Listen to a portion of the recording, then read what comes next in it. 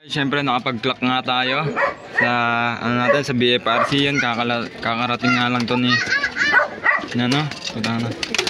ni Of Color, yan kakarating yan, nakapag-clock tayo. Tapos ito na una sa BFRC yung dalawa na yan, yung apat natin kanina pa yun, nag 1,000 na nga lang speed nito, 1,000 pareha sila kasi nagsabay nga tong dalawa na to, nakasali pa naman sa pooling yan, tag team ng NSPC yun, nagsabay. Kaya umikot pa ng ilang ikot. Ito, kasama nila yan. Yan. Ito si Halak. Nakauwi rin. Yan. Ito nakauwi. Yan. Ito yung sa BFRC dalawa. Tapos, yan. Ito na. Kompleto na tayo. 6 na guys. Hanggang dito na yung video natin. Yan. Yan. Maganda na yung weather. Mainit na. Hindi man sila tumukod. Yan guys. Hanggang dito na lang.